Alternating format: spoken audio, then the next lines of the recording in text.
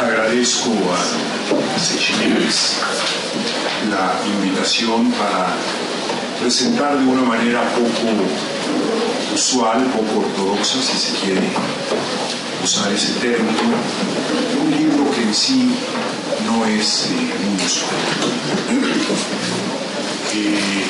Alguien señaló en una nota de prensa referida al libro hace unas cuantas semanas que le parecía que podría representar el primer intento de un estudio conjunto bastante completo de las relaciones internacionales de China, de las interacciones internacionales de esta nueva potencia, hecho fuera de las órbitas normales de estudio de los temas de China, que todavía no abarcan con la intensidad que lo hacen al este asiático, a Europa occidental o a los otros dos países de América del Norte, en especial a Estados Unidos, a México y al resto de América Latina.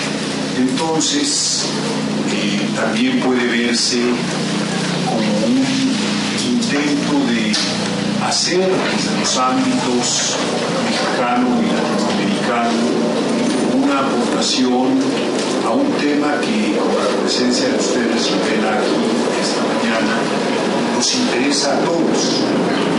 Es muy difícil imaginar el ser ajeno a China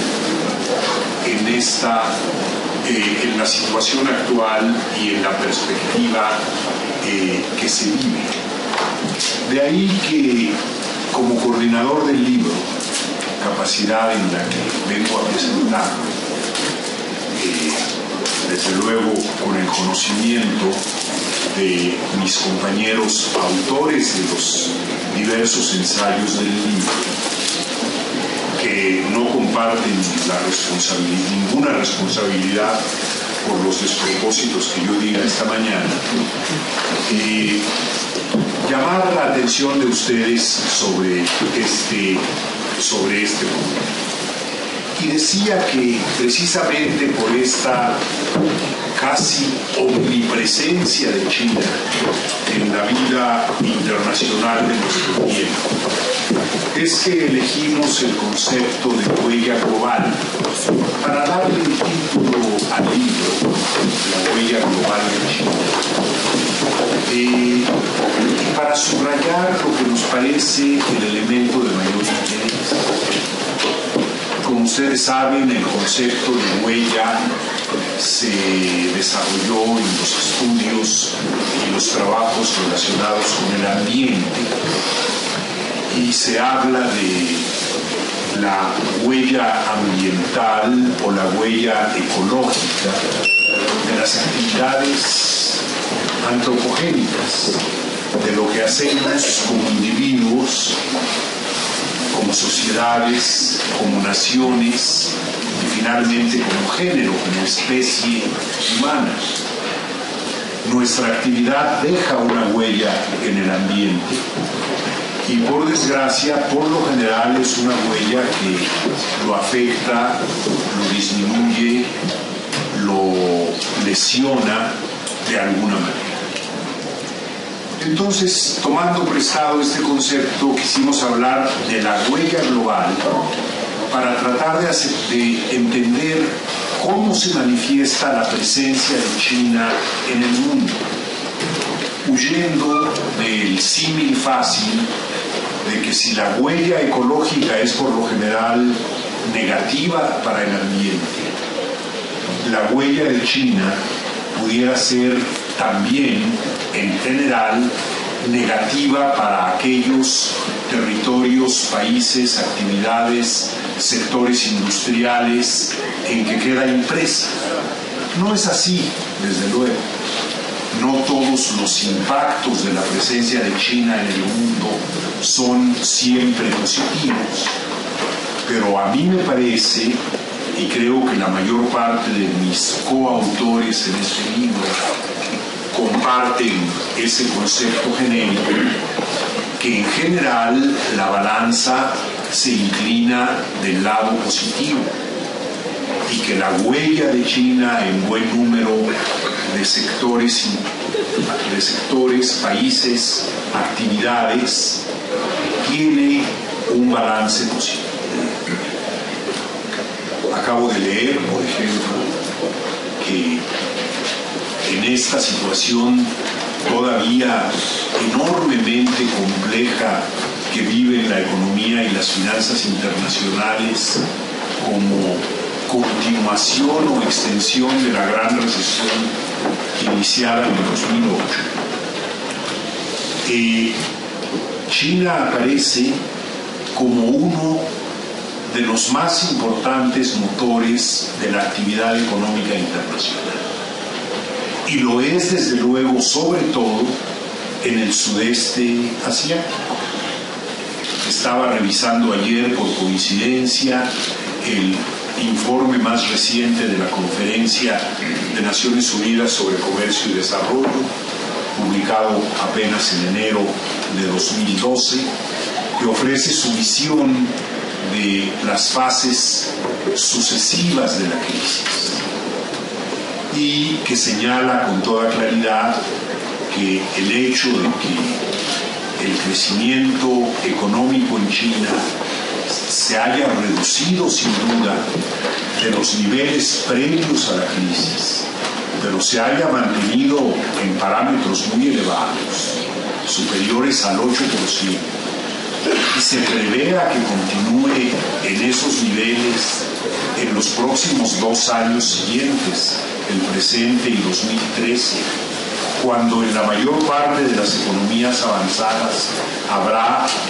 recesión, como en la zona del euro, o crecimiento muy limitado, es evidente que se torna China el principal elemento que impulsa, o si ustedes prefieren la otra figura, que jala a la economía mundial para hacer menos severa la contracción y menos severo el declive. De entrada señalo que examinar y escribir en libros sobre temas relativos a China implica el riesgo muy evidente, muy claro y a veces muy inmediato, no de la obsolescencia, pero sí de la necesidad de actualizar lo que en algún momento se dice.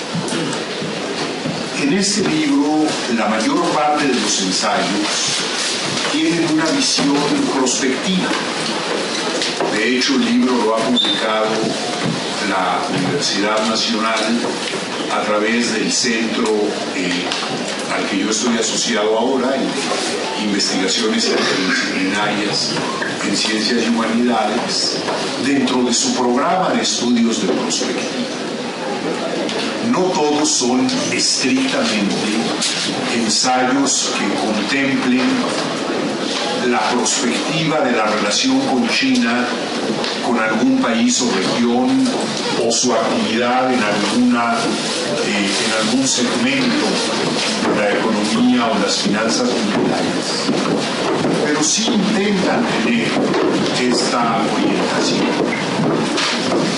En la medida en que lo consiga, será una cuestión que juzgarán los lectores. Pero sí se tuvo la intención de dar esta orientación prospectiva a las cosas. Y ahí surge la dificultad a la que me refería. Los temas, no siempre en la sustancia y en el fondo, pero muchas veces en la forma y en cuestiones afectivas, están cambiando todos los días. Quien siga las informaciones sobre China tiene todos los días un elemento novedoso, a veces un elemento de sorpresa, a veces un elemento por completo inesperado. Por ejemplo, El ensayo que me correspondió a mí escribir en este libro es el de la relación bilateral entre China y los Estados Unidos, que algunos denominan la mayor relación bilateral en este siglo.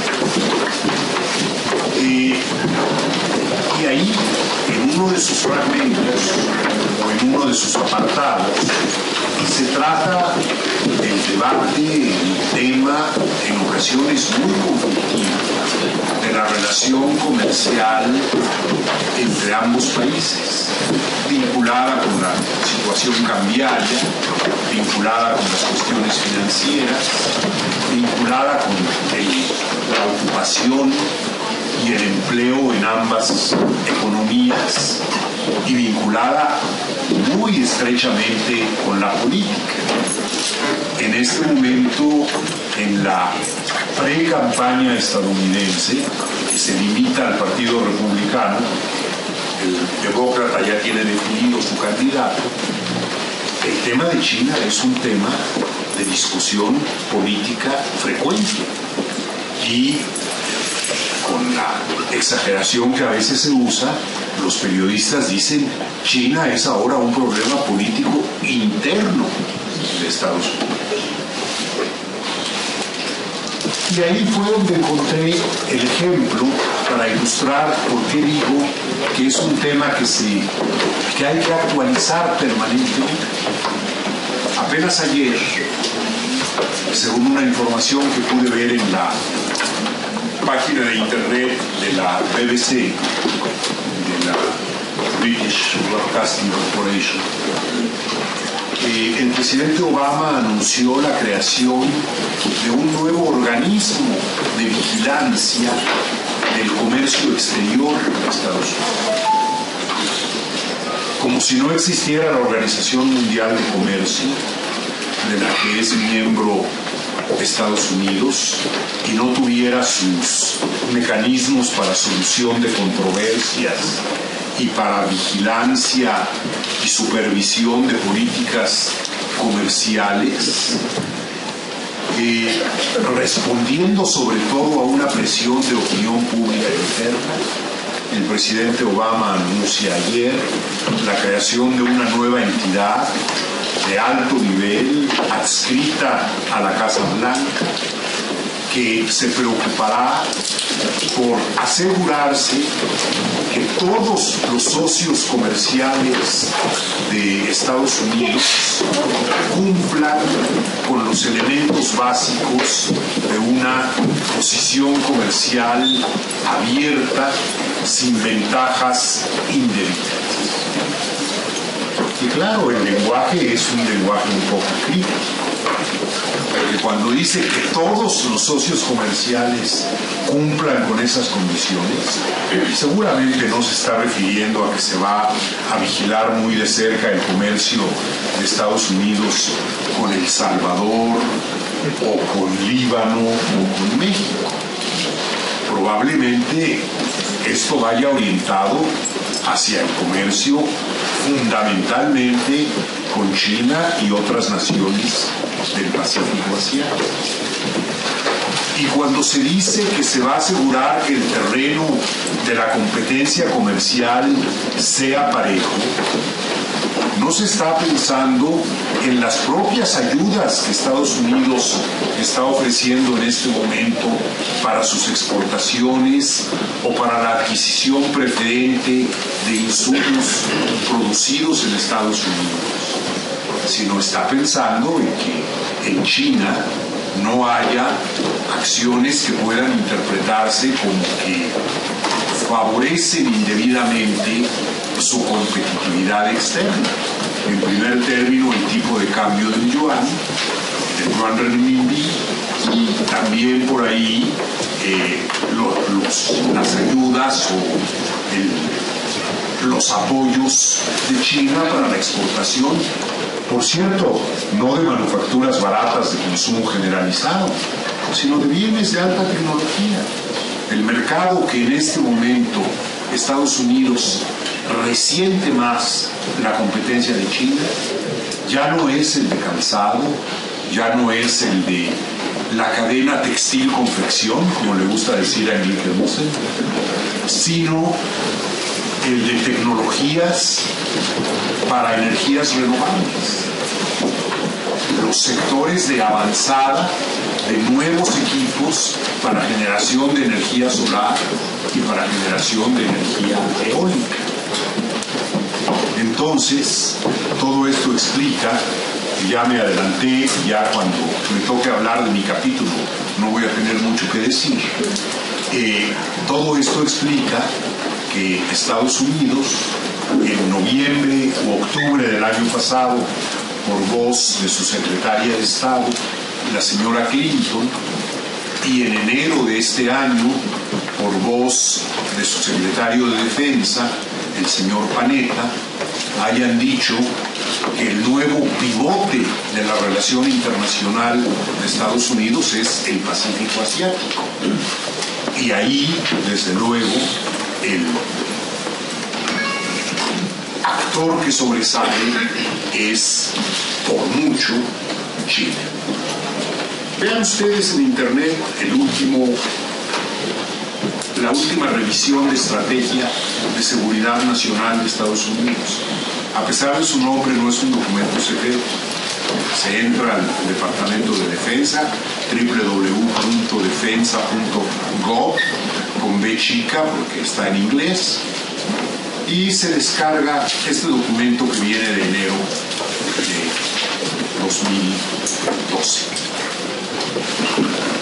Se plantea que después de Irak, donde ya se acabó la guerra, en cierto sentido, que después de que Al-Qaeda ha sido básicamente diezmado y que cuando está muy próximo el retiro de Afganistán, muy próximo en términos históricos, no es una cosa para mañana, sino para 2 o 3 años, hay que replantear la estrategia de Estados Unidos.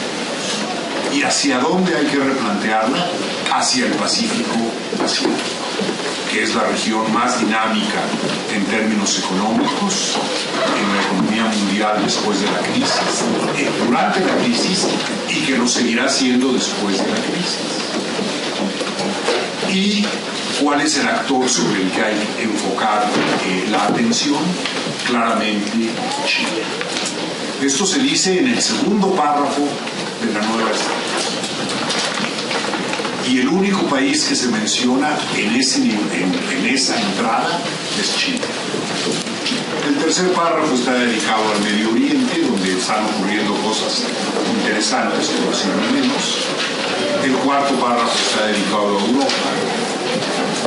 Y el sexto o séptimo párrafo, no recuerdo bien, están dedicados a África y América Latina. A lo mejor no está tan mal, y a lo mejor debemos felicitarnos de no estar en primera línea de las preocupaciones estratégicas de Estados Unidos. Bien, el libro que les traigo para presentar está organizado en 3 secciones básicas. Tiene un ensayo introductorio adicional. Las 3 secciones básicas son relaciones bilaterales, relaciones regionales, la segunda, y cuestiones globales, la tercera. Y en ese orden aparecen en el libro. No, aparecen primero las regionales, luego las bilaterales y luego las globales. ¿Cómo se seleccionaron? Bueno, se seleccionaron en discusión con los autores invitados a colaborar. Pero por otro lado, la selección no representó mayores problemas. Vean ustedes los temas globales. Creo que habría un acuerdo generalizado que hay 3 grandes segmentos de la globalidad en los que, si se quiere continuar con la imagen del título, en los que la huella de China es muy profunda y muy evidente. El de las finanzas mundiales, con el mayor volumen de reservas que cualquier otro país y con reservas que equivalen a la suma de muchos otros, incluidos buen número de los países avanzados. Y en consecuencia con una capacidad de movimiento en el área financiera que nadie más tiene, no se puede hacer nada sin China. Y esto lo está demostrando en este momento Europa, cuyos funcionarios al nivel de la Unión Europea, el presidente de la Comisión, por ejemplo, o cuyos funcionarios de los gobiernos de los países miembros al nivel de los presidentes o los primeros ministros, están viajando a China con una frecuencia extraordinaria, buscando acciones adicionales de cooperación que ayuden a reflotar la economía europea, por cierto, bastante hundida. Y el ámbito financiero es el más importante. Vinieron aquí hay unas sillas. Vinieron aquí la semana pasada, este último fin de semana, los ministros de finanzas y los banqueros centrales del grupo de los. Bueno, estoy abrumado por la respuesta del público, muchas gracias. Me disculpo con quienes ocupan una posición poco cómoda, pero pues, ¿qué le vamos a hacer? Es el tamaño de la. Mire, estuvieron aquí, decía la semana pasada, los banqueros centrales y los ministros de finanzas de los países del grupo de los. Y naturalmente no hablaron ni de los temas globales, ni de la regulación financiera global, ni de la reforma del sistema financiero internacional, aunque sí pusieron en su comunicado párrafos sobre estos temas que ya estaban preparados desde semanas antes. Hablaron de Europa. Y nuevamente, como ocurrió en Cannes en noviembre, el problema europeo, la macrocrisis europea, absorbió la atención de los ministros. Y el tema fue cómo movilizar recursos adicionales para los posibles rescates que van a ser necesarios en Europa después de los que ya han ocurrido, que obviamente van a ser de mucha mayor dimensión y van a requerir mucho mayores recursos. Y la idea es que los países que puedan ofrezcan recursos adicionales al Fondo Monetario Internacional. Pero no hubo acuerdo. Y no hubo acuerdo por muchas razones, entre otras las siguientes. Primero, porque el fondo, porque los países avanzados no europeos desean que esos recursos vayan al fondo. El secretario del Tesoro de Estados Unidos declaró que probablemente no fueran necesarios, pero no como una cuota adicional, porque eso elevaría el poder de voto de los países que hicieran la aportación. Y hay ahí equilibrios que no quieren perturbarse. Que se ofrezcan los recursos como un préstamo. Y desde luego en el comunicado dijeron, y no solo sin destinatario establecido, aunque todo el mundo sabe que quien demandaría los recursos serían los países europeos. Y parece difícil pensar en un número significativo de otros países que en este momento hiciera demandas adicionales de recursos. Y aunque los recursos no estaban comprometidos, ni están comprometidos, a lo mejor en abril en las reuniones de Washington o en junio en la reunión de Los Cabos, si es que a lo mejor no hay que celebrar a la intemperie, se pueda llegar a un acuerdo en este sentido. Pero a pesar de que todavía no está en acuerdo, los ministros de finanzas ya dijeron, y mucho cuidado, van a ser recursos condicionales. Se van a aplicar las reglas de reducción de riesgo y plena condicionalidad. De modo que, como ven, estas cuestiones de la relación financiera mundial avanzan, pero con el sistema de un paso adelante, dos atrás en la mayor parte de las ocasiones. Y China jugó ahí un papel clave. Primero se pidió o se exploró la posibilidad de apoyo financiero directo de China a los países europeos en Europa. Y esto significaba un problema de opinión pública en China, donde, por cierto, la opinión pública pesa cada vez más y es tenida en cuenta cada vez más. Si hace 20 o 30 años el concepto de opinión pública no parecía preocupar mucho a la élite gobernante china, ahora se le tiene muy en cuenta. No verían con buenos ojos que un país pobre como China, en términos, digamos, de ingreso por habitante, dedicara recursos al rescate financiero de países ricos cuyo ingreso por habitante es 10 o 15 veces el nivel de China. Entonces, bueno, quizá a través del Fondo Monetario, para además no correr riesgos.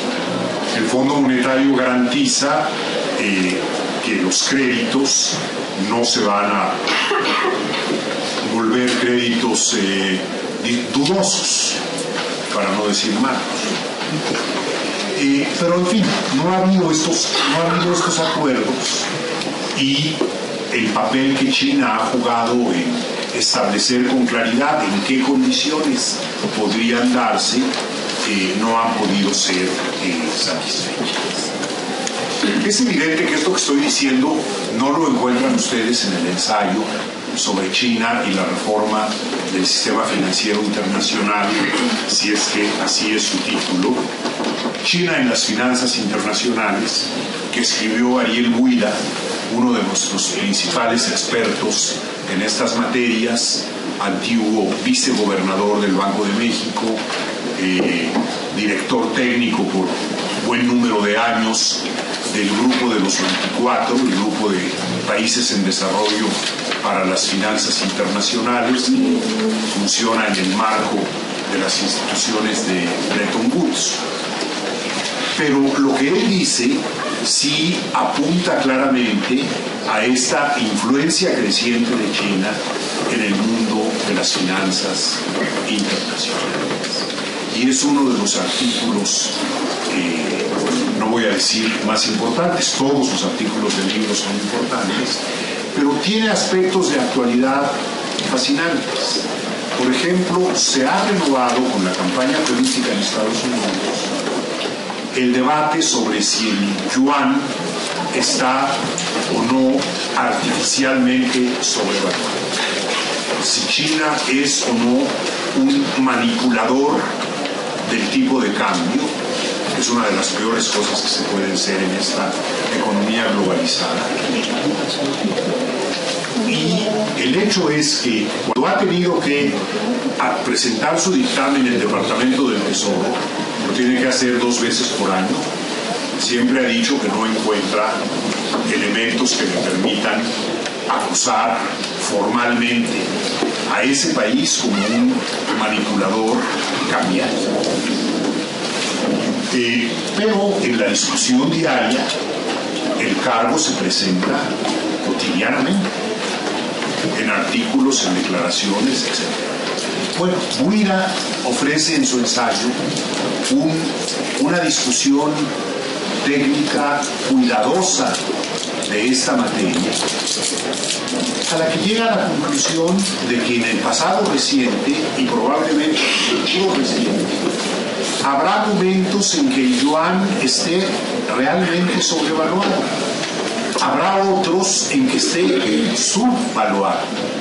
No depende únicamente de las decisiones de las autoridades monetarias chinas, sino de una multitud de otros elementos, movimientos internacionales de precio, tendencias de las corrientes comerciales, en fin, que hacen pensar que aunque en el tiempo reciente puede demostrarse que hubo una subvaluación extendida, es una cuestión que ha empezado a corregirse porque China misma se da cuenta que no puede seguir una política de subvaluación agresiva y permanente de manera constante, aunque no es con mucho el único país que ha acudido, sobre todo en los tiempos difíciles de la gran recesión, a la subvaluación como un instrumento, como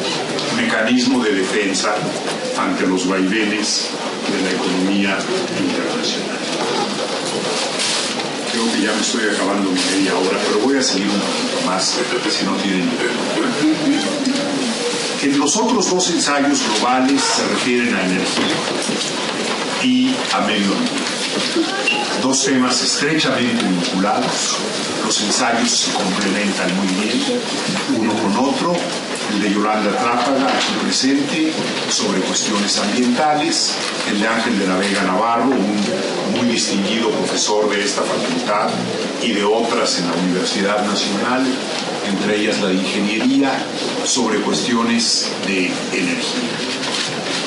Y aquí sí aparecen, sobre todo en el ambiental, algunos aspectos no necesariamente muy positivos de la huella de China. Las décadas de crecimiento rápido después de la reforma tuvieron en China un costo ambiental muy elevado, en términos de deterioro de recursos, en términos de deterioro ambiental generalizado, contaminación de suelos, de atmósfera, de aguas corrientes y de depósitos freáticos, etc. Hay un catálogo muy bien hecho en este trabajo de estos impactos ambientales en China misma.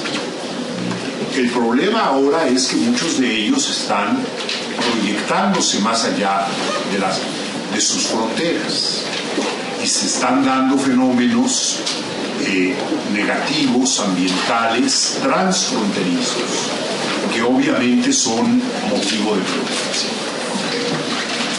Pero aquí la buena noticia reciente es que, aunque parezca insólito decirlo, en este momento China es el país que está siendo considerado como nación individual el mayor esfuerzo en favor de una transición energética favorable al medio ambiente.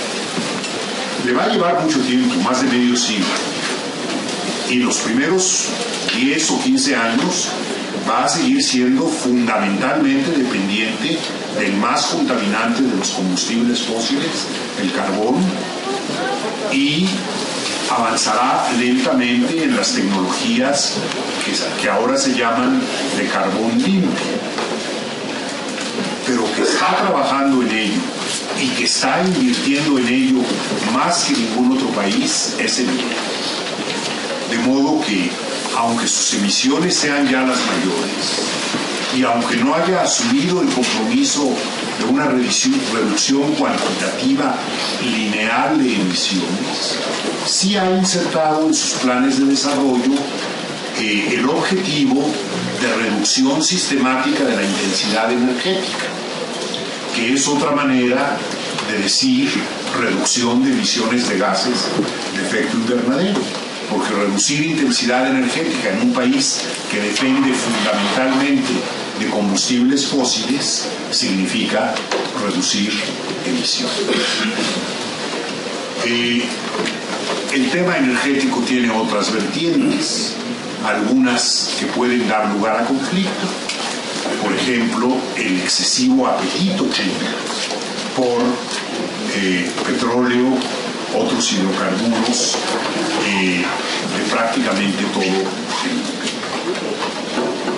No se ha presentado aún la situación del punto de choque, pero pienso que de los países que dependen de energía fósil importada, no pueden ver con tranquilidad que una proporción creciente de una oferta mundial limitada de energía fósil sea absorbido por una sola nación.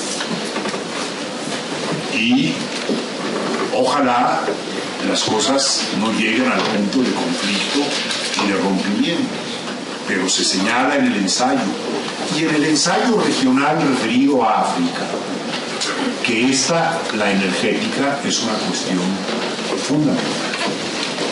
China no estaría interesada en África, señala Samantha Franco en su ensayo, si no encontrara ahí suministros que en un momento parecieron prácticamente ilimitados, pero que desde luego no son ilimitados, de energía, de materias primas minerales y mercados rápidamente crecientes, en donde las manufacturas chinas de bajo costo van a tener la aceptación que tuvieron en mercados de un ingreso un poco más elevados hace 10 o 20 años. Por eso me llamó la atención que Robert Zoellick, que acaba de dar a conocer un nuevo ensayo del Banco Mundial sobre China, del Banco Mundial, dijera al presentarlo que aunque el ritmo de crecimiento de la economía se va a moderar en los años 20, a diferencia del actual decenio, y que probablemente esté más entre 7 y 8 en los años 20 que entre 8 y 9 en los años 10, de cualquier modo antes de 2030 será ya la principal economía del mundo. Y agregó una nota histórica que a mí me llamó mucho la atención porque no la había visto. Y ejercerá en la economía mundial una influencia comparable a la del Reino Unido en 1840 o a la de Estados Unidos en 1945.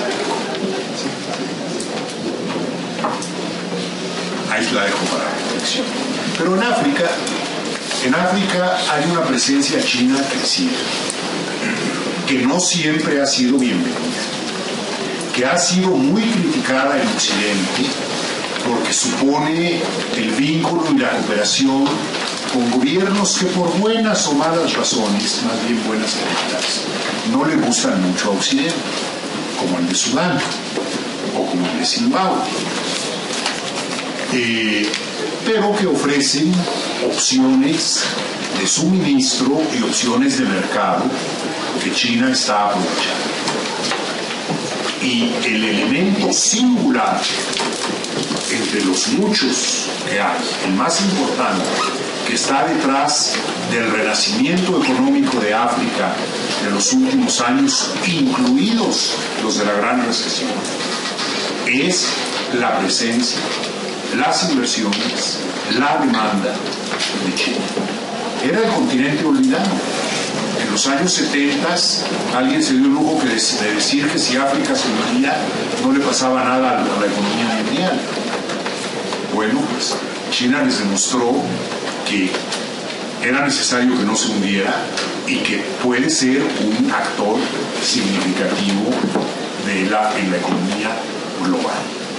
Por lo pronto, en la estrategia de seguridad de Estados Unidos ya la colocan en el mismo nivel que América Latina y nos ofrecen operaciones estratégicas fundamentalmente de bajo costo. No quieren invertir mucho en este asunto, fundamentalmente por el lado de la asesoría. Y por eso dije, y repito, que a lo mejor es una ventaja no estar muy arriba en esa escala de prioridades. Los otros dos, las otras regiones que se examinan en el libro, además de África, son América Latina, en un ensayo brillante de Mark Russell, que es our in-house expert on China, que examina con ese punto de vista crítico que normalmente utiliza, y muy objetivo, muy desapasionado, con mucho realismo, opciones y obstáculos para que América Latina por fin dé una respuesta coherente al interés que China ha venido expresando por consolidar una relación de importancia en la región que vaya más allá de la reprimarización del comercio entre China y América. Se habla de otra región, la de Asia Central y el Pacífico, el vecindario inmediato de China, si quieren ustedes o les gusta más la expresión, el patio trasero, pero es preferible el entorno regional inmediato, en donde hay opciones y variedad de circunstancias enormes. En un ensayo de Eugenio Anguiano Roch, economista y también en 2 ocasiones y permanentemente por vocación embajador mexicano en China. Y la última región es Europa. Stefan Sverro examina la relación de China con Europa, que en este momento, es difícil imaginar el futuro de Europa y también el futuro de la relación con China. Se examinan ahí, se sopesan las incertidumbres, etcétera, y se llega a la idea de que si en Europa y en otras partes del mundo se sueña en un mundo multipolar, China sería sin duda uno de los actores centrales de ese mundo multipolar. Y ya no habrá tiempo de dar detalles sobre las relaciones bilaterales, pero sí les digo, ya mencioné la de Estados Unidos, que yo tuve a mi cargo y la menciono ahora porque es la primera de las que aparecen en el libro, la relación con Japón, donde el peso histórico, el peso de la historia es absolutamente fundamental para definir las opciones a futuro, que la estudia Carlos Heredia Subieta, el de la relación con la India, la otra gran potencia emergente de Asia, no del Asia-Pacífico, de Asia, del Asia del Sur, examinada por Romer Cornejo del Colegio de México y Francisco Javier Aro de la UAM en un ensayo conjunto. Y finalmente la relación con la Federación Rusa ahora, que Federico Novello estudia mucho en los términos del devenir histórico de la relación entre los 2 gigantes socialistas de la primera parte del siglo, la Unión Soviética y la República Popular, y la relación mucho más difícil, aunque aquella estuvo al borde del conflicto bélico, entre la Federación Rusa y la República Popular China. Entonces, es un libro que si yo tuviera que comprarlo, lo compraría. No puedo dar mejor.